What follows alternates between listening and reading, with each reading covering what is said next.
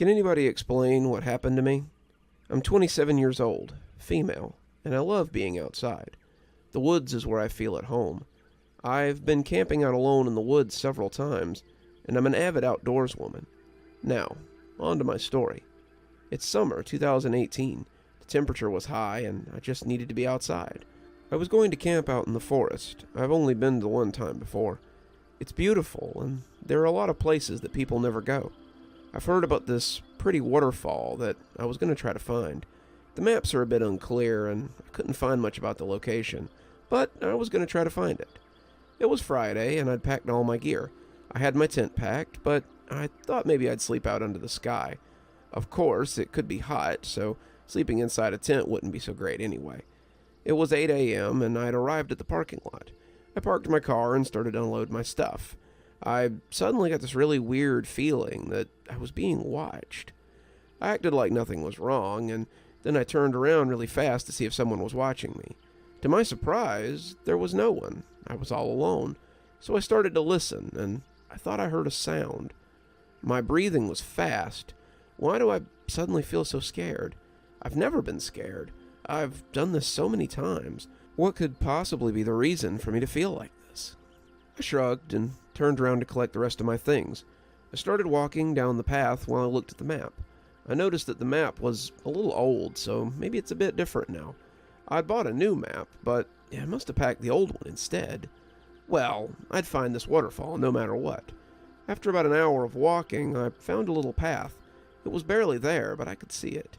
I started following it, and there's a lot of obstacles blocking the way, but I managed to navigate through them. Another hour, and I heard the sound of a waterfall. I began to smile. I was close now. Shortly after I found the waterfall, I was in awe of how magical it was. Is this even real? I took some pictures, and I started to set my camp up. I'm not setting the tent up. I'm going to sleep under the open sky. I had a lot of canned food with me, because the forest is so dry in the summer, so starting a fire is dangerous. I looked through my things and realized I forgot my gun. I only have my hunting knife. Darn, I wish I hadn't forgot it at home. I spent the rest of the day at the waterfall, and I didn't see or hear anyone. I was utterly alone the whole time. As the sky got darker, I started getting ready for bed. Tomorrow was a new day, and I was going to hike the area. The day passes fast, and soon it was night. I lay on my sleeping pad, and just as I'm falling asleep, I heard something. I didn't know what it was, but it makes my heart start pounding. I get this feeling of being watched again. I find my flashlight and start looking around. I look at my phone, but I have no service. I start to panic. I turned my flashlight off and started to listen. There's no sound. None at all. It's just so quiet. I've never heard a forest so silent. Then I hear a branch crack suddenly. Then silence again. I get my knife and I listen intensely, and then I hear it again. A branch breaking. Something's close, and it's sneaking closer. The only thing I can hear are my heartbeat and my breath. I sit there listening for several minutes, but nothing happens. An hour later, I haven't heard anything. I'm scared. My heart's beating so fast, but after some time, I managed to fall asleep. I wanted to set the tent up, but it was so dark, and I didn't have time for it now. 3:33 a.m., I wake up again, bathed in sweat, and once again I feel like I'm being watched. I start fumbling around for my flashlight, but I can't find it. I panicked, but then I found it. It's 20 inches away from me, but how did it get that far away? I turned the light on and looked around, and then I realized my knife was gone. I shone the light around on the ground. I see something. I look closer, but what is that? My body freezes. Right there, it's a message written in the dirt. The words, "I see you, but you can't see me." I just stare at it, thinking something was here. While I slept, something was this close to me, and now I don't have anything to protect myself with. Then I hear it again in the distance. Someone's whistling and humming. Then it stops, and it's replaced with hysterical laughter. My body's shaking. Someone's mocking me, and they have my knife. I'm sweating so much, but I feel so cold. I start to think about my family. What would they think if I never came home? Are they ever going to find me if this thing kills me? Do I regret anything? Why did I go into this forest when I'd already felt something in the parking lot? Why didn't I listen to my gut? My body was trying to warn me, and I was so stupid. My thoughts kept running through my head. I see my life passing before my eyes, but then I feel a high in my body. It's rising through my body, and suddenly, I want to run. If this thing's going to kill me, I'm not going to go out without a fight. I stood up and just started running. I'm falling over things onto the ground, but I just keep running. The laughing comes closer, and I can hear it as I'm being followed by someone or something.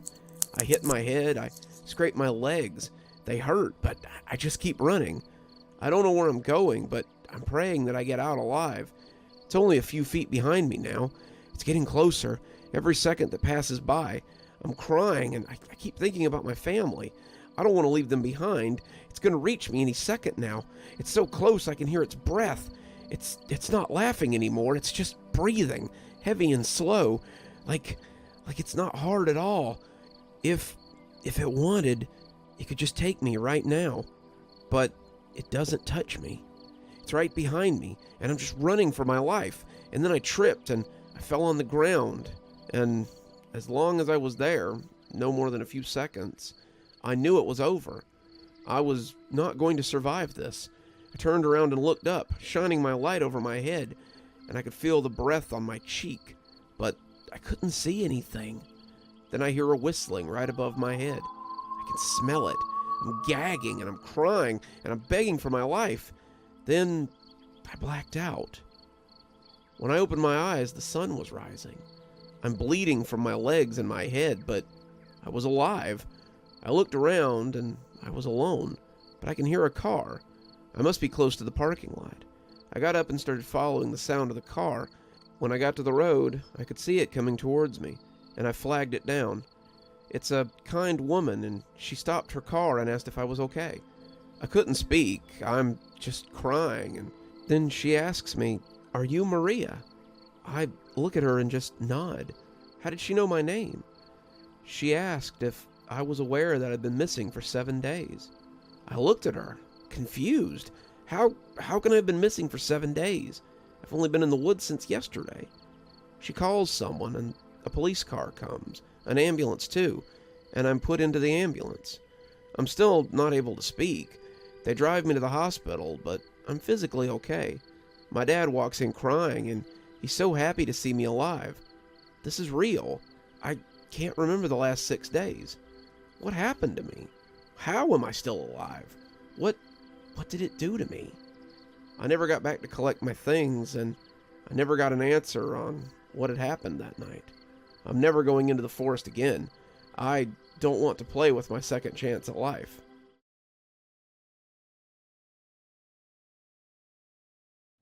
This all happened before COVID-19.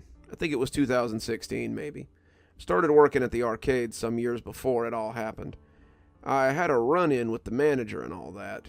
When I got hired, however, the manager made us all, the new employees of the arcade, memorize some specific rules. These were unusual since we were working in an arcade with things like Pac-Man and Frogger and Donkey Kong, but you get the idea. Rule 1. If a new arcade game shows up either by the name of No Heart, No Soul, or with an EXE at the end of the title, do not play it, or ever let a patron play it at any cost. This was the one rule that I almost broke. When I had to memorize the rules, my first thought was, that's the most ridiculous set of rules I've ever seen. After what has gone on, how could I not think they were serious? Originally, rule number 1 just had with EXE on the end of the title, but the part about No Heart, No Soul was added after the death of a 10-year-old non-binary kid named Gabrielle Myers and a 14-year-old girl named Natalie Schmaltz. It happened as a result of playing the game. According to the account of the manager, a former employee named Thomas Ferrari allowed the games to be played. The kids played the game, it displayed a creepy message, and it added a creepy character with the player's name, which was uncanny to say the least, since the arcade game shouldn't even have the player's name already if it isn't entered. Both kids had talked to a character in-game that looks like a mixture between a female pirate and a biker punk. They then had to complete a strange, difficult challenge.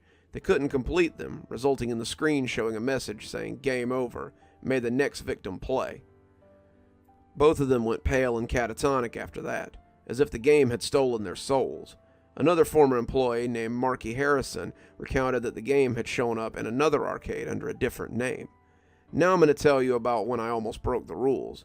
No, this did not involve No Heart, No Soul. The arcade had just opened for business, with Galaga, Mrs. Pac-Man, a vehicle arcade, a Batman, a dance machine, you name it. I was cleaning up before work when I noticed a new arcade game had been plugged in. It was Donkey Kong EXE. I at first shrugged it off, thinking it was a bootleg Donkey Kong arcade. But the rules, I snapped out of it and realized the rules applied here. I remembered Rule 1 and remembered thinking it was ridiculous. I went and let the arcade open, ready for patrons to play. But the kids immediately noticed the new Donkey Kong game, and they all gathered around it out of sheer interest, almost as if they had become zealots of a deity of sorts. Mr. Crab, one of the kids asked, "Can I play this?"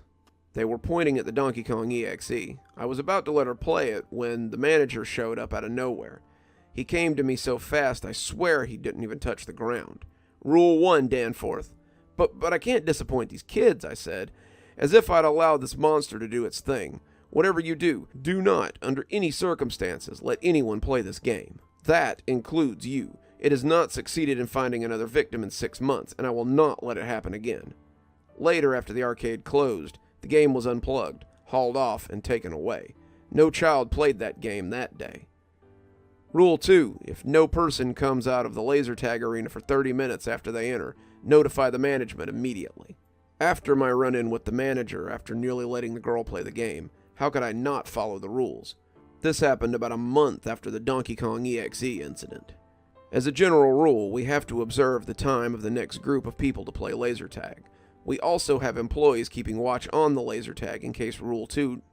Normally a period of laser tag lasts 20 minutes, so we're usually good at that.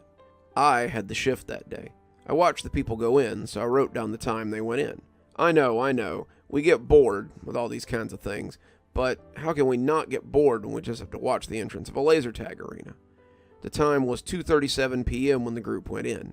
I watched the entrance, glancing at my watch to make sure the laser tag game lasted 20 minutes and no longer. My coworker Miles ghosted up to me, as she always did. "Danforth, how you doing?" "Miles, don't you dare sneak up on me like that. I need to make sure this laser tag game goes smoothly." "Oh, that's what you have to do today." "Okay." She went back to her janitorial duties, and by then I glanced at my watch. 3:05. I dashed straight for the manager's office, after having noticed that nobody had come out of the laser tag arena. After my run-in with Rule Number 1, how could I not?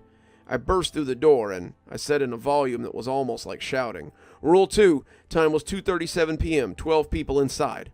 The manager got out of his chair so fast that I thought he was about to run for his life. "Ah, crap! Move aside! I knew this was going to happen again. I knew it!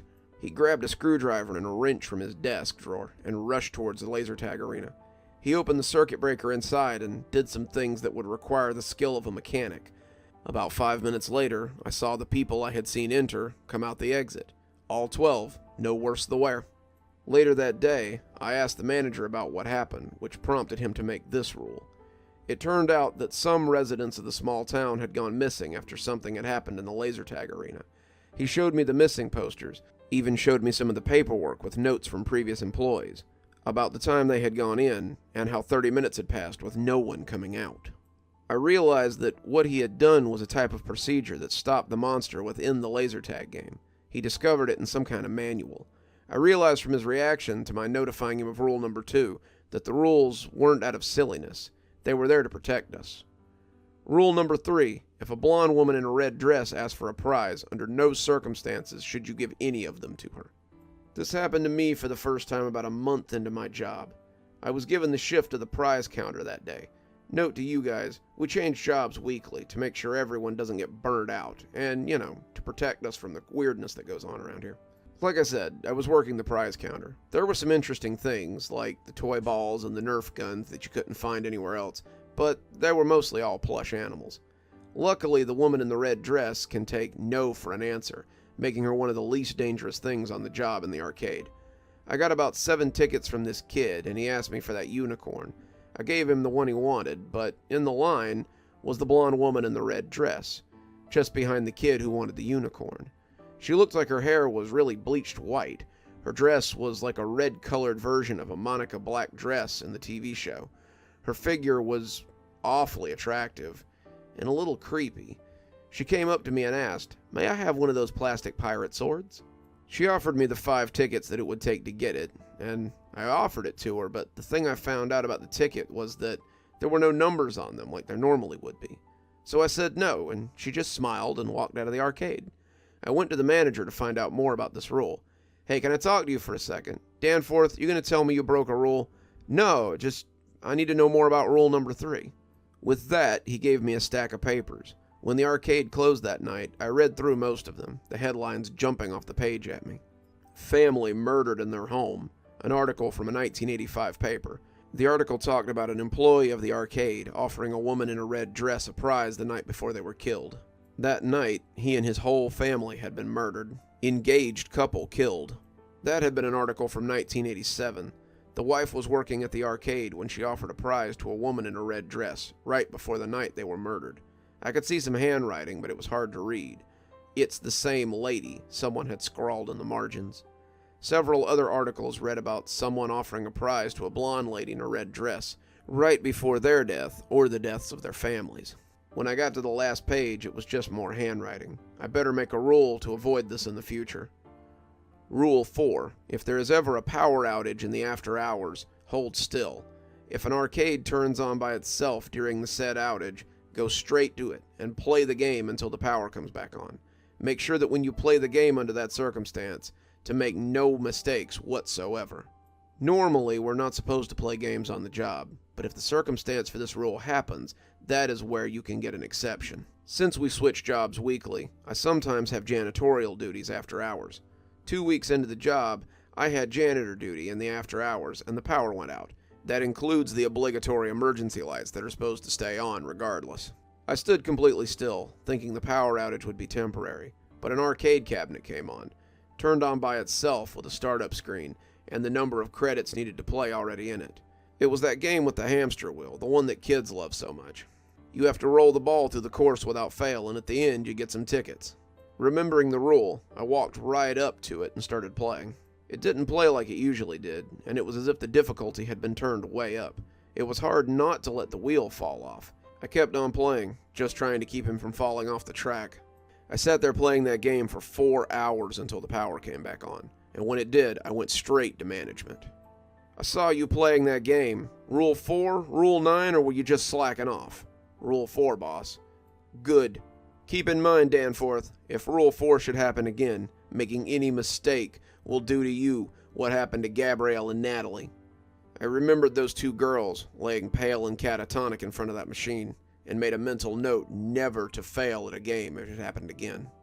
Rule number 5. If all the arcade screens show the exact same message, notify the management immediately. I had janitorial duty, but sometimes I work the prize counter, and sometimes I also work the laser tag to make sure that it works properly. I had janitorial duties that night, but sometimes I had to work the prize counter, and sometimes I also had to watch over the laser tag to make sure that rule number 2 never went down.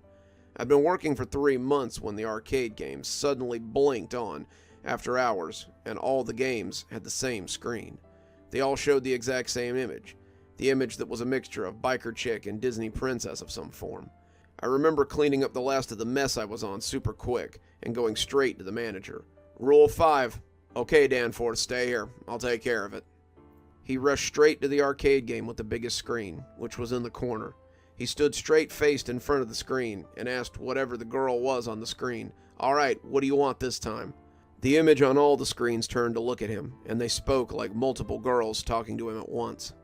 "You know what I want. Cut the crap, lady. Tell me what you want. You made the rules against it, remember? You know the games are hungry. Not after those 2 girls. Never again. Rules are meant to be broken, Lester. You know what I want. Like I'd ever believe anything you say again. You think you can just make rules against the creature I am? When I need more what? You know what I want. No way I'm letting you kill more kids. Don't you remember? I want someone to play no heart, no soul. The hell with that. Please, when won't you let this cute little man play it, too? No chance. You'll pay for this. Rule number 1's there for a reason." There was silence for a moment. Then she said, "You've given me what I want. All I really wanted was for you to remember the fear you had when I took those souls." "You bitch," the manager said. Then the arcade screens turned off. No other incident happened that day. I remember being pretty scared. Seems as if the arcades are possessed by some strange monsters. It felt as if we were dealing with some sort of demon. All I could do was watch helplessly, really having no way to deal with any of this.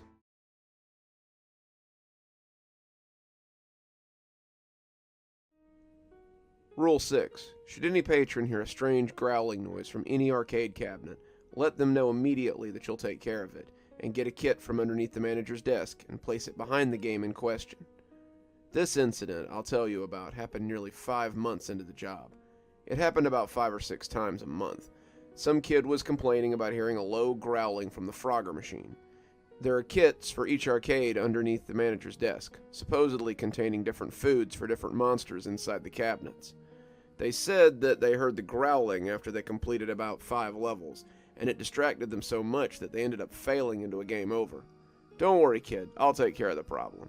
I rushed to the manager's office and asked if I could get something from beneath his desk. "Rule 6 Danforth?" he asked. "Yes, Rule 6. "Which arcade?" "Frogger." "Hang on." I waited for about half an hour outside the manager's office. I was bored, so I was about to leave when he came out with the necessary kit. "Here, remember to place it directly under the arcade cabinet." I rushed over to the Frogger cabinet and quickly put the kit underneath the cabinet. Almost immediately, I thought I saw tentacles just kind of take the kit. I'll admit, it scared me so bad that I jumped, and one of the kids asked if I was okay. "Yeah, I'm good. Thanks for your concern." Rule 7. If a strange woman's face suddenly shows up at the game where you throw balls at the bottles, close it off until the face is gone. I had the drive to follow this rule after I saw what happened when a patron actually played it when the face was present. The face looked a lot like Olivia Newton-John's from that movie Grease. My getting distracted caused what happened next. I saw the guy start to play. He threw 2 balls without incident. The face showed up right after he threw the third one to topple the third set of plastic bottles. The ball hit the face, and if I hadn't seen it with my own eyes, I'd have never believed it. The face showed a lot of anger. It stuck its tongue out, then opened its mouth wide. The man could hardly believe his eyes. He looked scared. Luckily, no one else was near the game, which was good because no one else had to watch that face slide up out of the game and eat the man whole. I stood there in shock for a minute. I noted the identity of the patron and closed off the game. We do this by adding a sign and some yellow tape that says it's under repair. Then I went to the manager immediately. I told him everything. "Danforth, that face tends to show up when you least expect it. It's very rare that the face would show up right as the game is being played. You were supposed to tell him to wait between throws in case the face showed up." I blinked. I did. He even complied. "Okay." That face showed up just as he threw the ball. Meaning that either the timing was bad, or that thing's getting smarter. I'll look into the incident. For now, close the game off for the rest of the day. And that was just what I did. The face usually goes away after an hour of the game being closed, but it takes a little longer if it gets someone. Could be why he wanted me to close it off for the rest of the day, I guess. Rule number 8. If a brunette shows up in a black dress with a facial tattoo of a spider web and walks through as if she's floating, notify the manager immediately. This one happened about 6 months into the job. I was making my rounds after hours, making sure to keep following the rules. The patrons were just leaving when I saw the brunette walk in. It took me a while to notice her face. Yeah, she was wearing a black dress. She did walk like she was floating. She was super tall, as though she might be over 8 feet.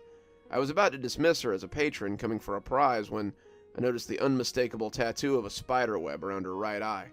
After 6 months of noticing what happened when you break the rules, how could I not rush to the manager's office on instinct? "Boss, we got a Rule 8. "I see. Bring her to me, Danforth. This might take a while, so just wait outside till I'm done." I had a strong feeling that he might have met her before. I looked all over for this girl. Yeah, she was beautiful. Yeah, she was tall, but for some reason she kind of blended in. I finally found her by the Pac-Man machine, and I took her straight to the manager's office. When I asked her to come with me, though, she turned around and she looked scared to death.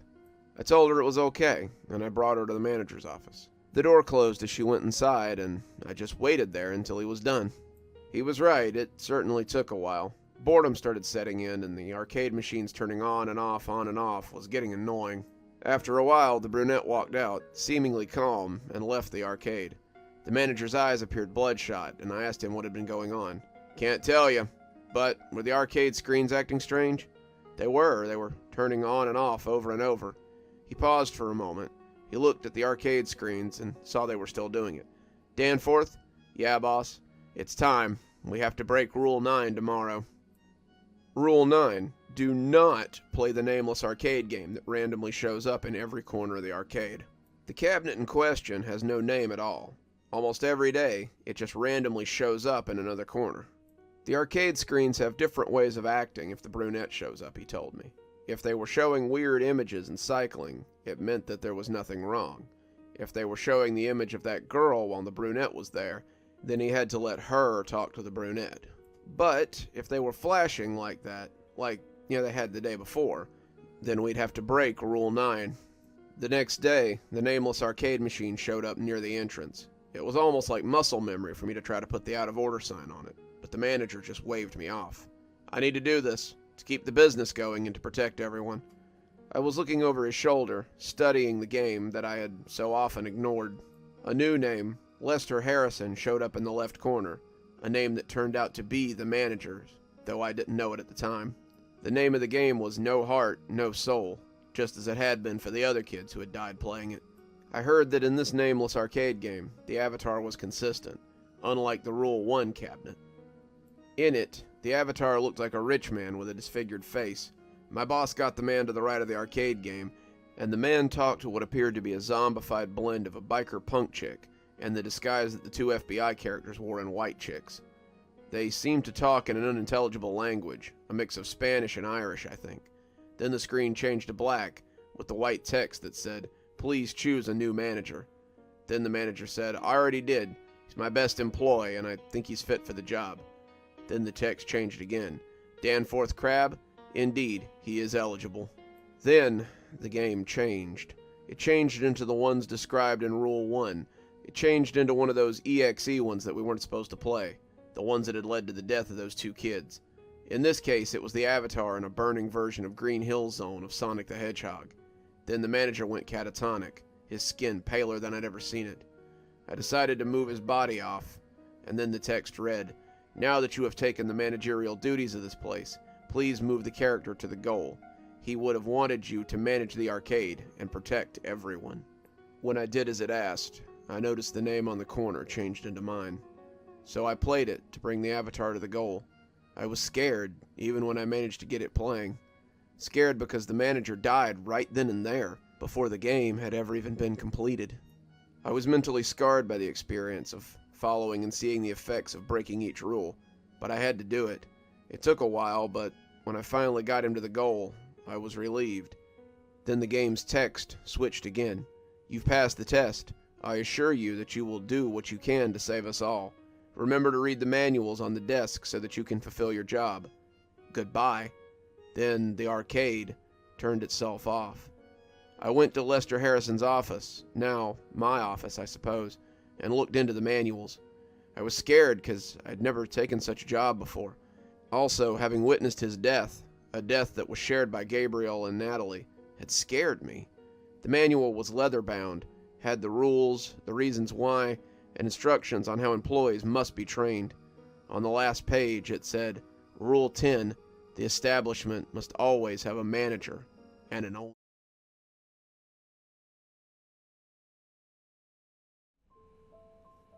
I'd worked there for 2 years and loved it.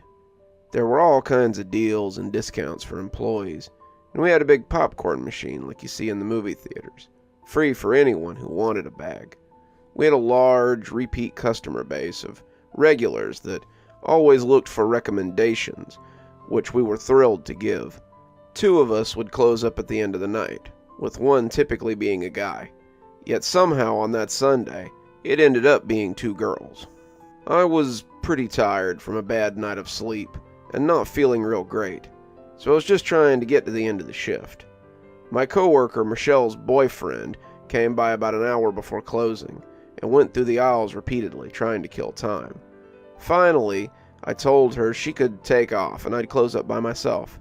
It was a Sunday, so we'd be closing at 8, which was half an hour away, and the store had been quiet all day, so I wasn't expecting a big rush. A few minutes after they left, I decided to start cleaning up, which meant going around and collecting the garbage bags from all the bins around the store. The store itself was huge, with dozens of 5-foot-high rows of VHS tapes and a large load-bearing pillar decorated with prop characters. There were TVs playing new releases of all kinds. As I walked out from behind the desk to start with the garbage bins, I heard the familiar ding sound come from the front door. It seemed we had a late customer. I went back behind the desk and put another VHS in the automatic tape rewinder. Those things were great. As the tape rewound, I tried to get a better look at who had come in, but they'd turned down the first aisle.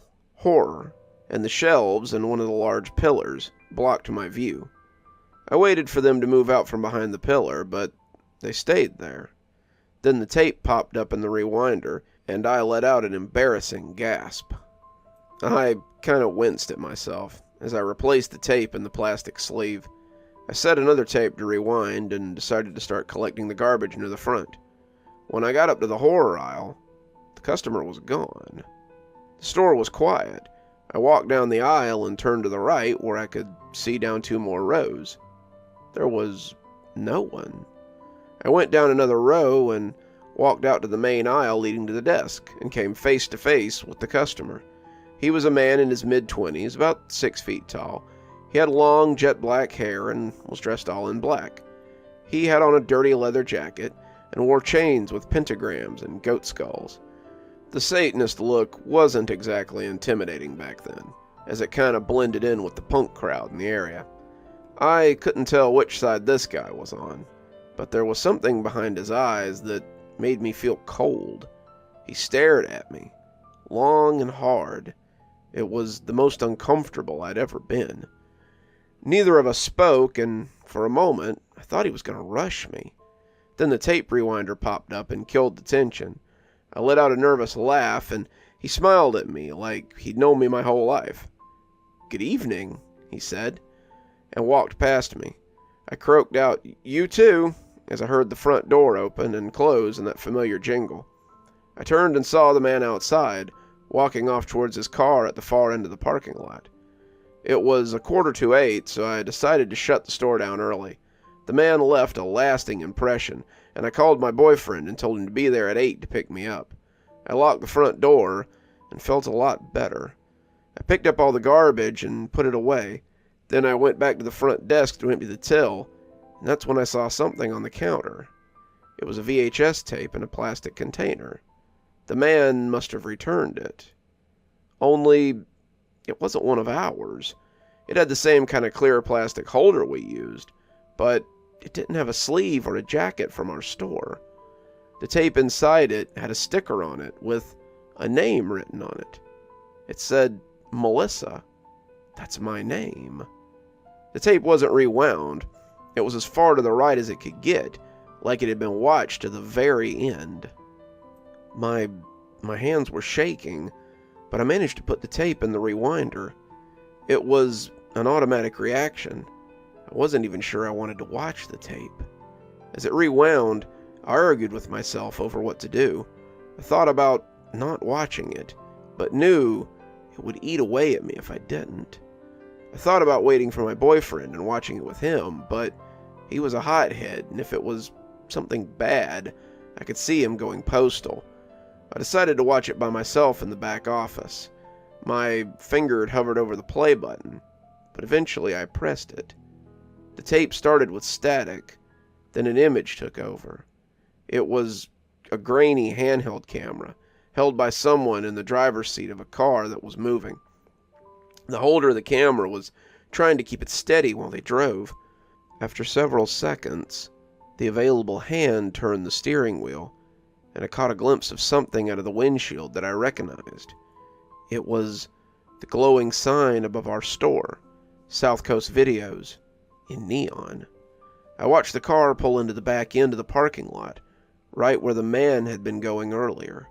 The camera pointed at the front entrance of the video store, and waited. A family car entered the parking lot. My boyfriend. It pulled up in front of the store, and I watched myself kiss him as I got in. The video cut to footage from a new day and another work drop-off, this time by my parents. It showed another and another, over a dozen cuts of me getting out of the car and going into the store. Then the video showed me coming out, going into whichever car was picking me up that night and driving off. In the video, I recognized the pants I was wearing from the previous day and realized I was watching footage from last night. I watched myself get into my parents' car and drive away. This time, the camera followed. The driver was tailing us, and it stuck with us all the way home. I watched my parents' car pull into our driveway.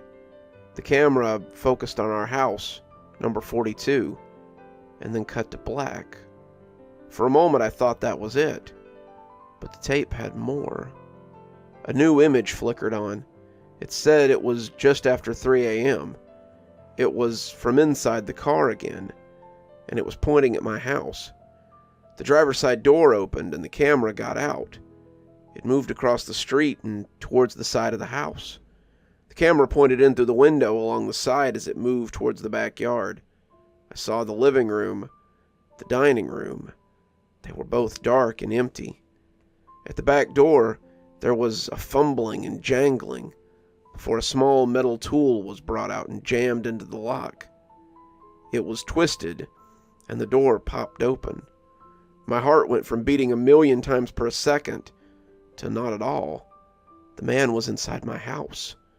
The camera switched to the grainy night vision and moved through the empty kitchen, and entered the living room and looked at photos hanging on the walls and books stacked on the shelves.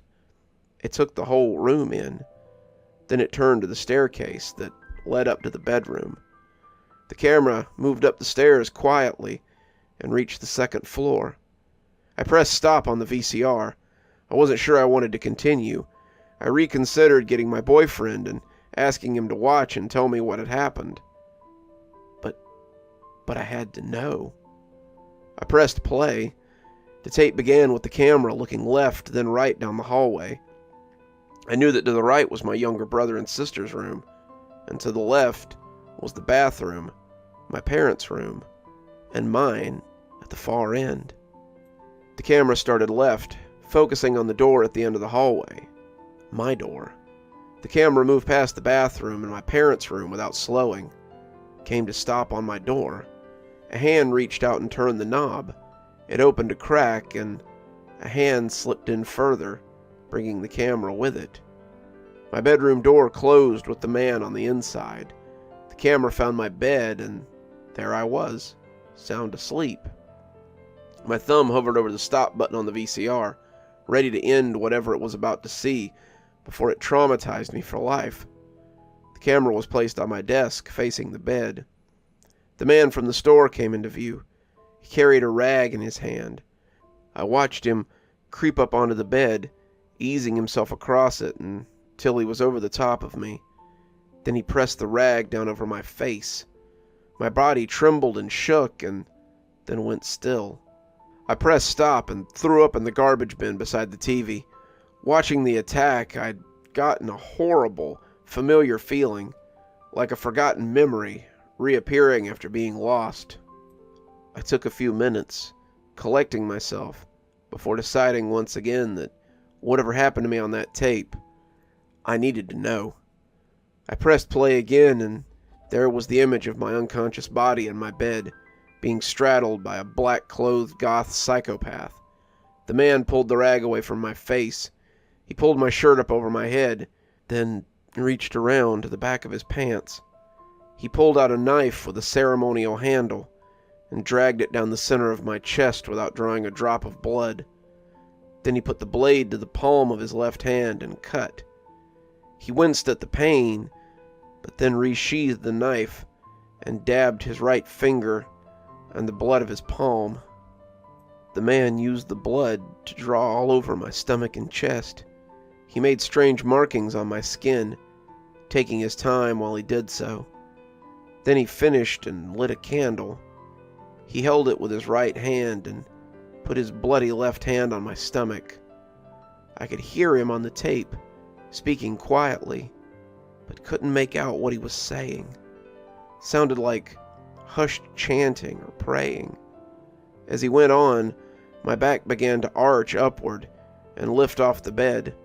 My mouth opened and I held one long, continuous gasp for what felt like minutes. Then the man stopped, and so did my gasp. I fell limply back to the bed, and the candle blew out. After a moment, the man got up and cleaned the blood off my stomach using a towel he'd brought. He grabbed the camera from the desk and crept out of my room. Everything went hazy after that. I'd sweated through all my clothes, my whole body trembling, but I still watched the camera sneak back out my house and to his car. The video pulled something back in my memories, a strange, frightening disturbance in the night, only brief flashes and lengths and dismissed as a bad dream. But I had a horrible migraine when I woke up. It all made sense. I showed the video to my boyfriend and he freaked out. We called the police and gave them every bit of evidence there was. But the man was never found. That was years ago, and the only reason I'm thinking about it now is because I'm pregnant. There are strange markings appearing on my growing belly that look a lot like the ones the man drew in his own blood.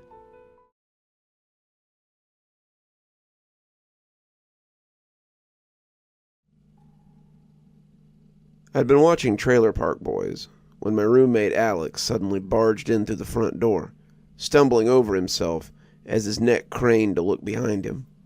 I almost dropped my plate of oven-roasted chicken tenders, the Friday meal of kings. "Jesus, Alex, what the hell?" I yelled at him as I turned the TV off. I was pissed that he'd ruined my sublime couch potato meditation, something I'd been cultivating for the past couple of hours. He mumbled expletives, more to himself than to me, as he kicked the door shut, getting up from the floor. Now I was concerned. Alex wasn't the type of person that feared anything. I'd seen him throw hands with guys twice his size, and when the situation called for a fight or flight, he almost always fought. Dumb? Maybe. But scared? Never. "Alex, you okay, buddy?" I asked him, placing my tendies down on the coffee table, trying to figure out if it was a get the baseball bat or call the cops type of situation. He turned around and zoomed past me towards the kitchen. He grabbed a chair and dragged it to the front door as he jammed it up under the doorknob. "Who'd you piss off this time?" I asked. "Shh!" he snapped as he gave me a concerned look. "Turn the lights off," he whispered in a ragged breath. I walked to the switch, making sure not to make any loud noises, and flicked it. The apartment became completely dark. "Are you going to tell me what the Shh!" he snapped again, his eyes now turning towards the door. He stood in awkward silence for a few minutes. Finally, his shoulders dropped down, and he walked to the couch and sat down, letting out a low sigh as his tense body started to release itself from the adrenaline armor. I joined him, but I didn't say anything. It was on him to explain whatever was going on. Once he'd calmed down a few more breaths worth, he began to explain. "First, if it sees you, don't flinch. It's smart like that. It knows what's prey, and it'll come after you. Or that's what I think, at least." "What are you going on about? Who came after you? Did you pick a fight again?" "What? What? What came after me? Not who." "Okay, so what is coming after you then?" "I don't know. I saw it in the woods, just like sitting there, looking at me. And then I looked back and sure it was some kind of prank or some neighbor kid or something.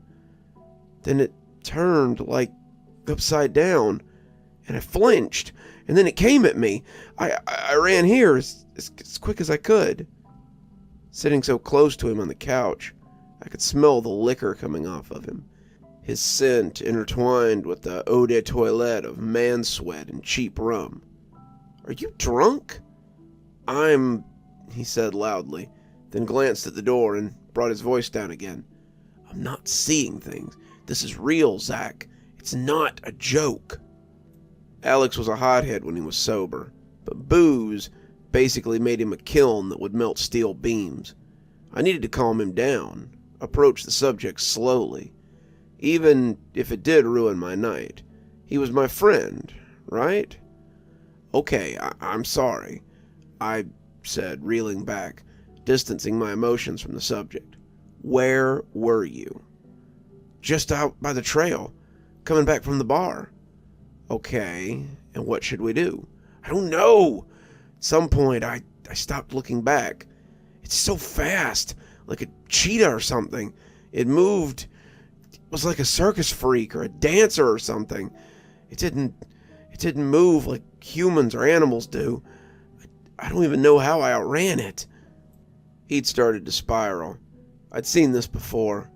Whenever Alex got some idea in his head that he couldn't wrap his brain around, he couldn't just leave it. Instead, it swirled around in that thick head of his, scrambling up his mind, vignetting the world. Things of that nature would frustrate him to no end, and I still hadn't figured out a surefire technique to get him to reposition his attention, but I was going to try anyway. "Well, we got the door secured. I don't hear anything outside," I told him, hoping to calm him down a little bit. You sure you didn't hear anything?" "I'm sure, man." "Okay, yeah, thanks." "I need a drink," he said, hopping up from the couch and heading towards the kitchen. After some clattering, he emerged with a frosty bottle of Mexican beer. He turned the lights back on and bent down as he slammed the bottleneck on the edge of the coffee table, sending the metal cap flying across the room in an impressive arc, the work of a seasoned drunk. The bottle reached his lips just before the frothing bubbles began to spill over. He suckled on it like a pacifier, his throat making extraordinary loud gulps as he finished nearly half the beer in one swig. He groaned as he put the bottle down on the coffee table, and burped loudly as he sat down. Just like that, he was back to his old self. "You want to talk about it more?" I asked pensively. "Nah, man, I'm sure it's nothing. Sorry I got you all stressed out. That friggin' thing it looks so weird," he replied, his face as blank as the TV. "Yeah, must have been something really messed up. It's all right," I told him. No point dragging out things. Maybe tomorrow he'd want to talk. "Want to watch TV or something?" Alex didn't say anything. He just stared at the reflection on the black TV screen, his head facing directly forward, his arms limp beside him. "Alex? TV?" I pestered, but there was no reply. I looked towards where his gaze had sank to see if he was staring at something in particular. At first glance, there was nothing at all. Not even a fly buzzed on the wall. But then, movement from somewhere. For a second, all I could process was that something flickered, changed shape in what I was seeing. But I was unable to piece together what it was. Then it clicked. It was on the TV screen, which reflected us sitting on the couch. Alex's head began to twist, like it was a clock. Except, instead of hands, it was his mouth and eyes and nose that shifted around, turning and turning, pulling his skin and flesh as bones cracked and tendons snapped inside his head. Then he stopped, and where his mouth used to be, there were two bloodshot eyes. Where his eyes used to be, there was a mouth, drooling spit and blood. I couldn't see or say whether he was smiling or smirking or frowning or all of the above. Something happens in the brain when things are upside down, making it harder to process the details. One thing was for sure, though. It was looking at me. I was completely frozen. I could barely feel my legs, and my throat became as dry as a desert. All I wanted to do at that moment was finish off Alex's beer. But I didn't scream or run or throw punches. I just stared at it through the reflection, and it stared at me. After an eternity, the upside-down Alex got up from the couch and limped in front of the TV, blocking it with his body. Its eyes locked on me. And then it started to dance. But not like a real dance, more like an awkward jig. It limped left and right, jumped up and down, its face jiggling as the skin tried to contain its mangled contents. I didn't budge. Alex told me not to flinch. That's all I could think about, and the thought kept me occupied, producing a mental barrier between me and whatever that wretched thing was. After a while, as a sort of last hurrah, I guess, the thing stopped its cursed jig, bent down, and put its face just a few inches away from mine, forcefully breaking my trance. I had to look at it, although it no longer looked at me in a natural sense, because its eyes were closed. Its mouth, it opened its mouth, revealing two eyeballs, still attached to that fleshy cord or something inside. They were held in place by gums, void of teeth, as small puddles of blood filled up the holes where they used to be. The pupils darted around erratically, still functional until they settled their gaze on my eyes. I swear I could see Alex in there, more scared than he had ever been. I felt bad for him. My buddy, my roommate, my friggin' friend, turning him into this thing.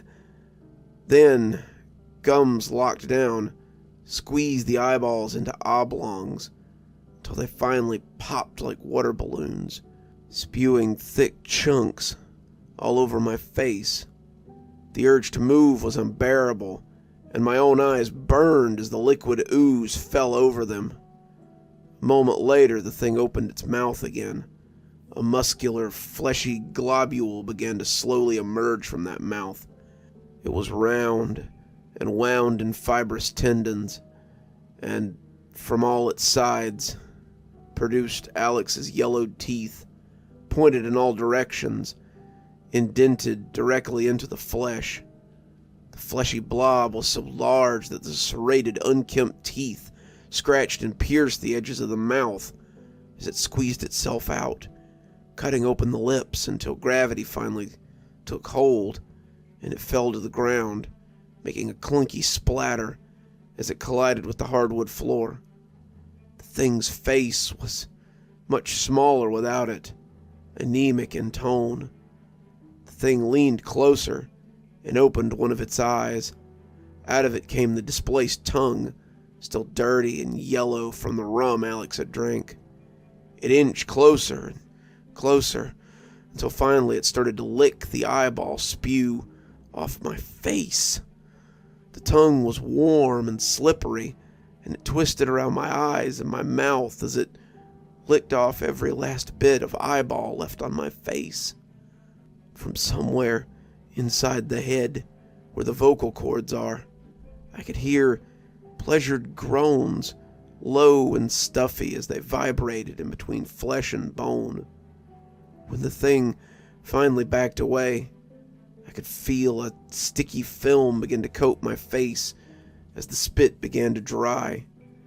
It tickled and irritated my skin, bothering me unimaginably hard. I needed to do something. I'd been stationary for too long, and all the nerves in my body were beginning to fight back with the stillness within. The thing faced me, its tongue sticking out limply from the limp eye socket. I don't know if it could still see me, as it no longer had eyes. I didn't dare flinch, but time was running out. A cramp, a twitch, a punch. Something was going to happen soon. Something needed to break the incubating stagnation. Promptly, the thing turned around and limped its way towards the window. Slowly and awkwardly, like it was losing control of the muscles and nerves within it. It opened it and jumped out. Our apartment's on the 8th floor, so it took a considerable amount of free fall until I heard a wet thud. Even though it was gone, it took me a while until I felt safe enough to move again. When the cops and paramedics came, I tried to explain what had happened. I thought it must be at least somewhat believable. I mean, his face was proof. The way he looked, nothing natural could do that. They just blamed it on the fall, twisted my story to seem like he'd gotten into a drunken psychosis, his state of mind exclusively messed up, and jumped out the window head first, the impact smashing his face to look like that. They brushed off my story completely, condescending to me, saying that I was making a mockery of Alex's death, that I was probably high or drunk or both.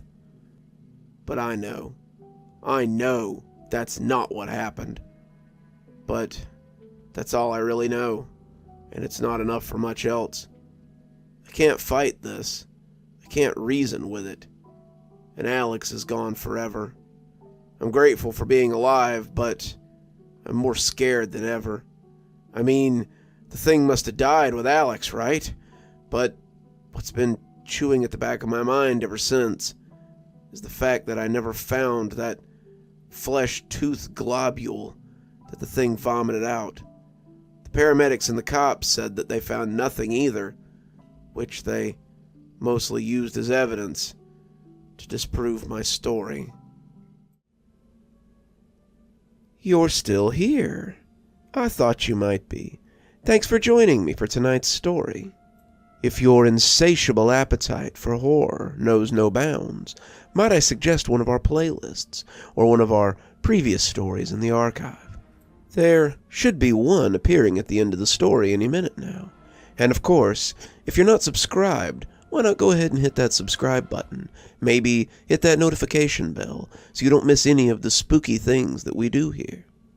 If you prefer your horror a little more analog, you can always pick up one of my books. There's a link below to my latest, and it'll take you to all the great things that I've posted on Amazon. For my book lovers in the audience, I always suggest coming on down to Patreon so you can become part of my ghostly reader tier and get a book anytime I write one, which is usually about twice a year. Speaking of my patrons, let's go ahead and thank them. Thanks to Janet for being our Spooky Skeleton tier contributor, and thanks to Hi Stacy, Winter, Xaronan, Emily Coltsfoot, Stephanie Carrington, Marianne Schuler, Tyler Parker, and Jennifer Damron for being our Ghostly Reader tier contributors. Thanks, everyone. We just couldn't do the show without you. If you're thinking you might like to become one of my patrons, follow the link below to my Patreon. And as always, however you support the show, I appreciate it. Till next time, Dr. Plague, signing off. Have a wonderful evening.